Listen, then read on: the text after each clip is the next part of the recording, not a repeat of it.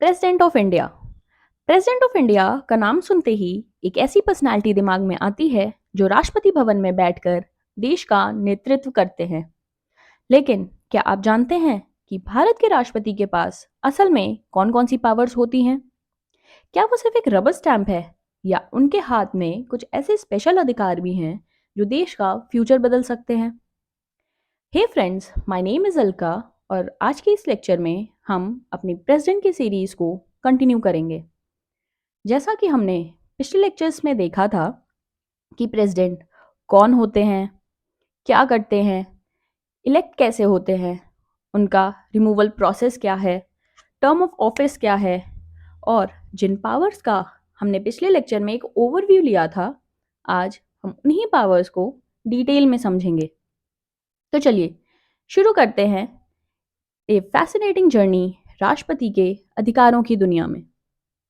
But उससे पहले मैं अपने पिछले ही लेक्चर का रेफरेंस देते हुए अपने आप को करेक्ट करूंगी कि जब मैंने इम्पीचमेंट प्रोसेस समझाया था प्रेसिडेंट का, तो एक बात बोली थी कि इम्पीचमेंट प्रोसेस में जो पार्लियामेंट है सिर्फ और सिर्फ पार्लियामेंट के मेंबर्स ही पार्टिसिपेट करते हैं। इसमें किसी भी स्टेट लेजिस्लेचर का इन्वॉल्वमेंट नहीं होता है। अब पार्लियामेंट के इलेक्टेड प्लस नॉमिनेटेड दोनों ही मेंबर्स इम्पीचमेंट प्रोसेस में पार्ट लेते हैं। बट यहाँ पे करेक्शन ये है कि जो नॉमिनेटेड मेंबर्स हैं वो लोकसभा और राज्यसभा के नहीं हैं। अब इसमें जो लोकसभा के नॉमिनेटेड मेंबर्स हुआ करते थे, जो कि सिर्फ 2 थे नंबर में, और वो भी एंग्लो इंडियन कम्युनिटी के, वो अब अमेंडमेंट 104 के अकॉर्डिंग, अमेंडमेंट 104 के अकॉर्डिंग जो कि 2020 में था, उसके अकॉर्डिंग वो हटा दिए गए हैं। तो अब लोकसभा में कोई भी नॉमिनेटेड मेंबर्स नहीं हैं। इसीलिए इम्पीचमेंट प्रोसेस में पार्लियामेंट के ही मेंबर्स पार्टिसिपेट करते हैं, but elected members of both the houses, Lok Sabha और Rajya Sabha, and nominated members of only Rajya Sabha. बस लोकसभा में कोई भी नॉमिनेटेड मेंबर नहीं है। So let's begin. आज के इस लेक्चर में हमारा पूरा कंटेंट रहेगा सिर्फ और सिर्फ powers of the president of India के बारे में, कि उनकी क्या क्या पावर्स होती हैं। शुरुआत करते हैं legislative powers of the president से, यानी कि लॉ बनाने की पावर से। तो पहली लेजिस्लेटिव पावर है समन, प्रोरोग और डिसॉल्विंग द पार्लियामेंट। आर्टिकल 85 के अकॉर्डिंग जो प्रेसिडेंट हैं वो पार्लियामेंट के दोनों हाउसेस को समन कर सकते हैं, यानी कि बुला सकते हैं, प्रोरोग कर सकते हैं, यानी कि उस सेशन को समाप्त कर सकते हैं, और लोकसभा को डिसॉल्व भी कर सकते हैं। यहाँ पे सिर्फ लोकसभा को डिसॉल्व कर सकते हैं लिखा है। क्यों? क्योंकि राज्यसभा एक परमानेंट हाउस है, यानी कि राज्यसभा को डिसॉल्व नहीं किया जा सकता।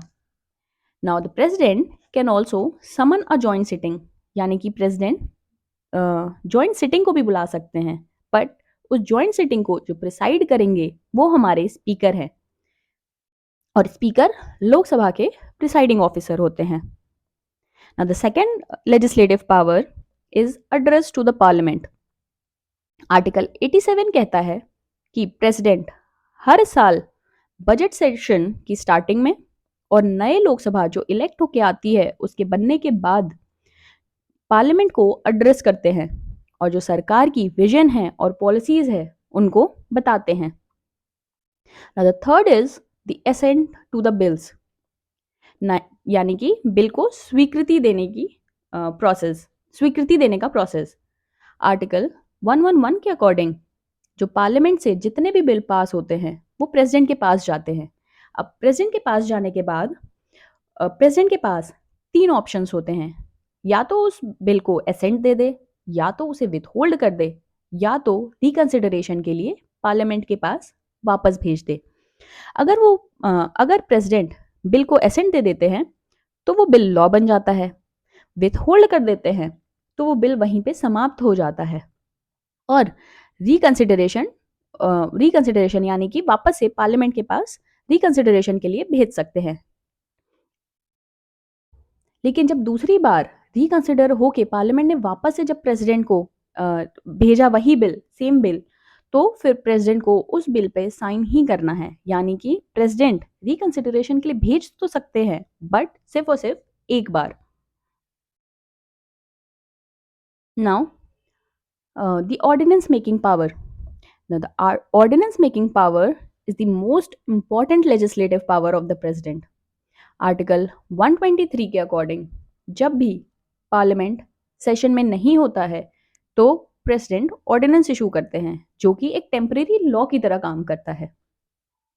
नाउ रिकमेंडेशंस या फिर permission for introducing certain bills, जैसे कि मनी बिल है या फिर स्टेट बाउंड्रीज को चेंज करना है, उससे रिलेटेड कोई बिल है, तो फिर ऐसे बिल्स के केसेस में जो प्रेसिडेंट की प्रायर रिकमेंडेशन है वो ज़रूरी हो जाती है।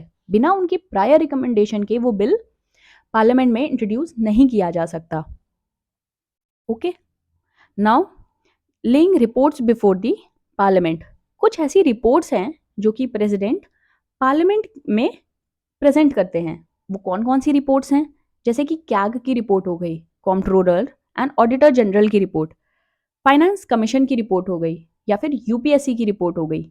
इन सारी रिपोर्ट्स को प्रेसिडेंट पार्लियामेंट के सामने ऑफिशियली प्रेजेंट करते हैं। अब एक इम्पॉर्टेंट बात ध्यान देने वाली ये है कि आर्टिकल 74 के अकॉर्डिंग जो प्रेसिडेंट हैं वो अपनी लेजिस्लेटिव पावर्स को बिना काउंसिल ऑफ मिनिस्टर्स की एडवाइस के एक्सरसाइज नहीं कर सकते। यानी जितनी भी लेजिस्लेटिव पावर्स हैं प्रेसिडेंट की, उसको एक्सरसाइज करने के लिए काउंसिल ऑफ मिनिस्टर्स की जो एडवाइस है वो कंपलसरी है। Now the executive powers of the president.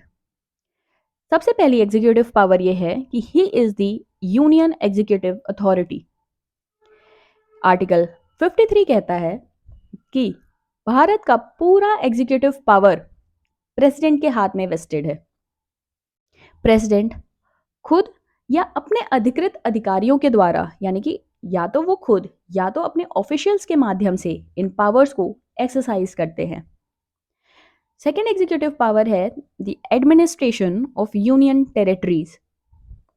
अब आर्टिकल 239 के अकॉर्डिंग प्रेसिडेंट यूनियन टेरिटरीज के एडमिनिस्ट्रेशन के लिए एडमिनिस्ट्रेटर्स को अपॉइंट करते हैं और उन्हीं एडमिनिस्ट्रेटर्स के द्वारा वो यूनियन टेरिटरीज को एडमिनिस्टर करते हैं। अब वो कुछ जो प्रेसिडेंट हैं वो कुछ स्पेशल बॉडीज हैं, ठीक है, उनके जो हेड होते हैं उनको भी अपॉइंट करते हैं, जैसे कि इलेक्शन कमीशन हो गया, special officers for linguistic minorities हो गया, इंटर स्टेट काउंसिल हो गया। इन सारी बॉडीज के हेड को प्रेसिडेंट अपॉइंट करते हैं।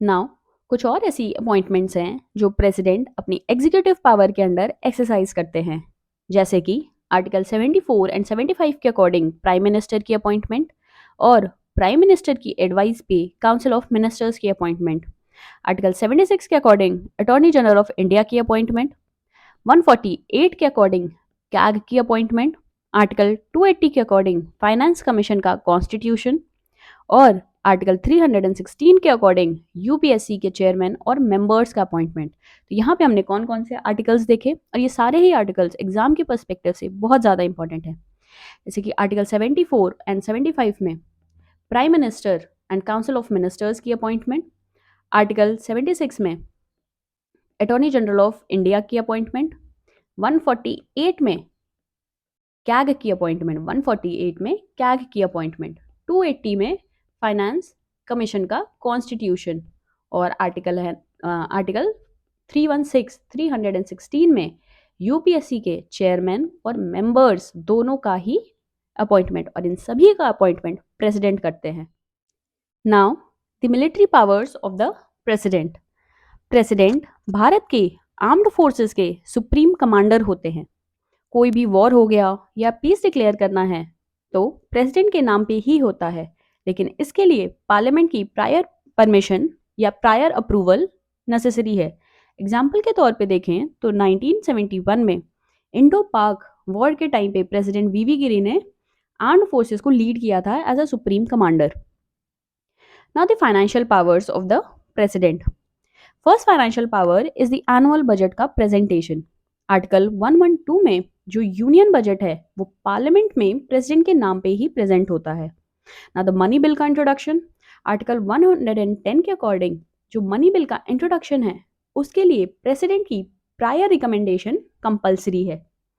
Now the third financial power is about the contingency fund of India. Now the contingency fund of India article 267 में दिया गया है।